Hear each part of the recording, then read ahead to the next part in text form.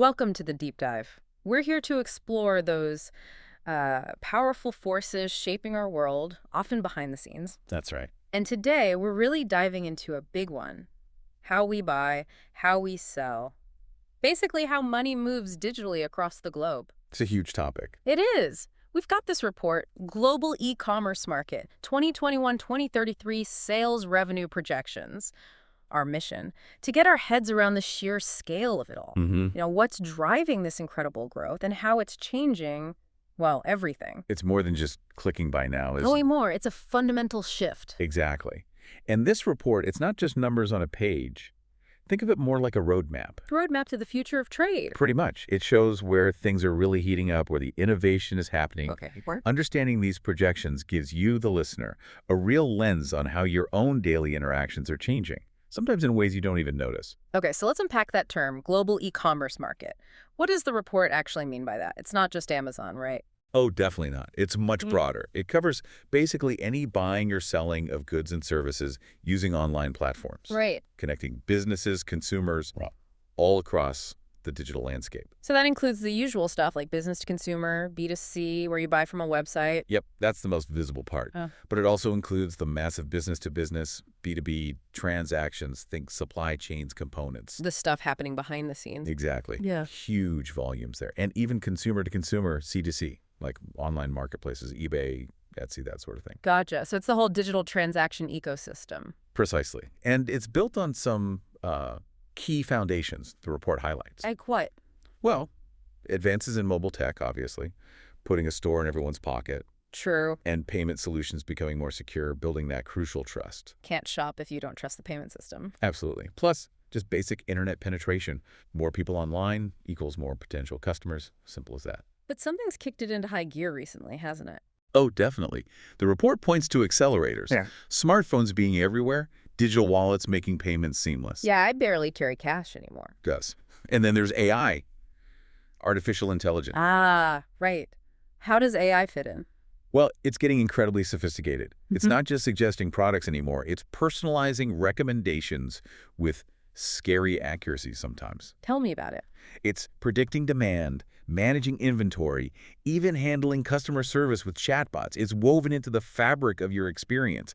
Those ads that follow you around. Yeah. That one-click purchase. That's all part of it. These technologies make it faster, easier, more tailored. And the result is? Well, the growth numbers are just wild. Let's get into those. They really are something. Okay, so back in 2021, the report says the global market was worth roughly $15.8 trillion. Already a huge number. Right. But then projected for 2025, just a couple years later, nearly $28.5 trillion. Doubling, almost. Almost doubling in 4 years. But wait, the projection for 2033, get this, $92.8 trillion. Wow. Just wow. $92.8 trillion. That's nearly 6 times the 2021 figure in just over a decade. That's not just growth. It's, like you said, a re-architecture. It really is a seismic shift, as you put it. And it's not just the size, it's the speed and the spread. What do you mean? I mean, this isn't just one sector booming. It touches everything. Manufacturing, logistics, marketing, finance. Every industry is being reshaped by this. Right. It really makes you wonder, what does a world look like when nearly $93 trillion in commerce happens online? What does that change fundamentally? That's the big question, isn't it? The ripple effects must be enormous. Okay, so let's drill down. Where is this growth actually happening? Is it evenly spread? Not exactly. There are definitely hotspots. The report breaks it down regionally, which is really interesting. Okay, where should we start? Maybe the established players? Sounds good. North America is a giant, right? Absolutely. The report pegs it at nearly $5.8 trillion back in 2021, growing to over $10.2 trillion by 2025, and projected to hit a massive $32.1 trillion by 2033. 32 trillion. Yeah.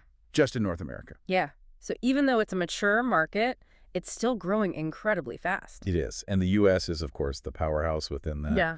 Expected to reach over $26 trillion itself by 2033. Wow. But what's interesting in North America, as you said, it's mature. So the growth isn't just new users coming online. It's driven more by innovation. Like what kind of innovation? Think about super fast logistics, same-day delivery becoming standard. Right. The whole buy online, pick up in-store thing, blurring the lines between physical and digital. Right. Consumers there just expect speed and convenience. High expectations pushing the boundaries. Makes sense. Exactly. Brands have to constantly innovate just to keep up. Then you have Canada and Mexico adding significant weight too, both projected to be multi-trillion-dollar markets. Canada heading towards $3.6 trillion, Mexico towards $2.4 trillion by 2033. Okay, so North America. Big, mature, still growing strong through innovation. But if we're talking sheer acceleration, Asia Pacific comes up a lot. Oh, absolutely. APAC is a powerhouse, and its growth trajectory is just stunning. The numbers. Okay, $4.3 trillion in 2021, jumping to over $8 trillion by 2025, and projected to soar past North America eventually, hitting nearly $27.9 trillion by 2033. Almost $28 trillion. Incredible. What's fueling that? Well, a few key things. Sheer population size, obviously, billions of people, Right. increasing digital literacy, more people comfortable transacting online, and a really strong mobile-first approach. For many, the smartphone is their primary computer. So they leapfrog desktop sometimes. In many cases, yes. Yeah. China leads the pack, of course, projected to hit over $9.2 trillion by 2033, Still number one in the region. by far. But it's not just size. China is pioneering new models of e-commerce, like social commerce, live streaming sales. Yeah, I've seen videos of that. It looks intense. It is. It blends entertainment and shopping in ways the West is only starting to experiment with. Then you have India showing incredible acceleration, India's numbers. expected to reach almost $3.4 trillion by 2033. That's up from under $500 billion in 2021. Huge jump. Wow, driven by. Young population, very tech-savvy, plus rapidly expanding internet access. Japan is also a major player, steady growth, heading towards $3.8 trillion. Okay. And don't forget Southeast Asia as a collective, growing fast, expected to reach nearly $2.5 trillion. So APAC is not just big, it's incredibly dynamic and innovative. For redefining how we shop online. That's fascinating. Okay, let's swing over to Europe. How does it compare? Europe's showing really sustained digital transformation, solid growth. Numbers. About $3.4 trillion in 2021, growing to nearly $6 trillion in 2025, and forecast to hit almost $19 trillion by 2033, so $18.8 trillion to be precise. It's still huge growth. What's unique about Europe? Diversity, really. It's not one single market. You've got different languages, currencies, regulations. Like GDPR and stuff. Exactly. Consumer protection, data privacy, it varies. That makes cross-border trade complex. A challenge then. A challenge, yes, but it also drives innovation. Companies get really good at localized platforms, efficient international logistics. You have strong economies like Germany, projected over $4.5 trillion, the UK over $2.5 trillion, France over $2 trillion by 2033. So strong digital infrastructure, high consumer trust, but complexity driving specific kinds of solutions. You got it. It's a fascinating mix. Okay, now for the regions the report calls the rising tides, South America, the Middle East, Africa, often overlooked maybe? Sometimes, yeah. But the growth rates there are remarkable. It signals where future shifts might come from. They're really changing local economies. Starting with South America. Projected to hit over $6.4 trillion by 2033. That's up from about $1 trillion in 2021. Significant jump. Very. Brazil is the giant there, heading towards $2.4 trillion. But across the continent, like in APAC, mobile first is key. Smartphones are the main gateway to online shopping for millions. Argentina is also notable, projected to cross the $1 trillion mark. Mobile really is democratizing access, isn't it? In a huge way. Then the Middle East. We hear a lot about investment there. Right. Projected to reach over $5 trillion by 2033. Saudi Arabia and Turkey are leading, both expected to be trillion-dollar-plus markets. What's driving it there? Big government investments in digital infrastructure, a young, tech-hungry population, high adoption, especially in certain segments like luxury goods, but also unique local factors like payment preferences. Cash on delivery is still big in some places. Interesting cultural nuances. Definitely shapes the landscape. And finally, Africa. Huge potential, often cited. Immense potential. Projected to hit over $2.5 trillion by 2033. Now, that's starting from a lower base, around $427 billion in 2021, but the percentage growth is massive. Key players. South Africa and Nigeria are leading the charge, expected to reach nearly $1 trillion and over $400 billion respectively. And what's unique about Africa's e-commerce story? I think the leapfrogging concept is strongest here. Skipping the landlines again. Exactly. Straight to mobile. And that spurred incredible innovation in financial technology, in fintech, creating payment solutions tailored to local needs, bypassing traditional banking infrastructure in some cases. So they're solving their own challenges in innovative ways. Absolutely. And honestly, More established markets could probably learn a lot from how some African countries have built really efficient, mobile-centric ecosystems. That's a great point. It's not just a one-way street of adopting Western models. Not at all. Innovation flows both ways. Okay, this is fascinating. We've seen the massive global numbers, the regional powerhouses, the rising stars. But let's bring it home. What does all this actually mean for you listening right now? Yeah, that's the crucial part, isn't it? How does this connect to daily life? Right. Knowledge is great, but application is key. Well, for you as a consumer, it means more choice than ever before. Incredible convenience. Potentially lower prices because of global competition. The upsides. Definitely.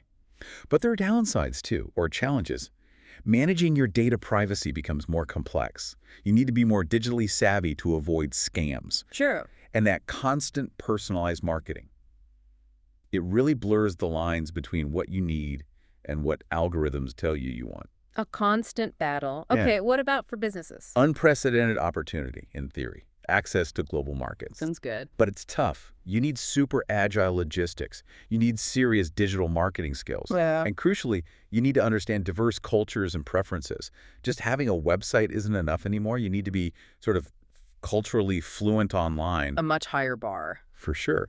And for tech, it means nonstop innovation, better payment systems, smarter supply chains, using AI to predict demand. Like knowing what I'll order before I do. Getting closer. Yeah. And more immersive shopping experiences like AR and VR fitting rooms, things like that. The tech has to constantly evolve to handle the scale and complexity. And the big picture for economies. E-commerce is now a major engine of GDP growth. Mm-hmm. It creates jobs in tech, logistics, marketing, data analysis, Mm-hmm. lots of areas. Right. But it also disrupts. Traditional retail is under pressure. Workforces need new skills. Societies need to invest in digital infrastructure to keep up. Mm-hmm. It's not just shopping. It's reshaping labor markets, resource allocation, Mm-hmm.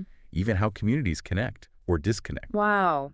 Okay, so an incredible deep dive. The takeaway is clear. E-commerce isn't just growing, it's fundamentally reshaping our world at an explosive pace. Absolutely. That nearly $93 trillion projection for 2033, it just hammers home how deeply digital commerce is woven into the fabric of our lives. It really does. And it leaves us with some big questions to ponder, doesn't it? Like what? Well, as this digital realm becomes the primary space for trade and interaction, what happens to things like digital identity? How do we build trust online at that scale? Do new forms of community emerge purely in these digital marketplaces? Deep questions. And how will AI continue to evolve? That personalization. Yeah. But will it get to a point where it understands our desires better than we do ourselves? Where does need end and algorithmically driven desire begin? That's definitely something to think about. How much of our digital life is our choice and how much is suggested? Exactly. Food for thought. It really is. So maybe take a moment, reflect on your own digital habits today. How are these massive trends playing out in your own world? Because they are, and they will continue to, in ways we're probably just starting to understand. Thanks for diving deep with us.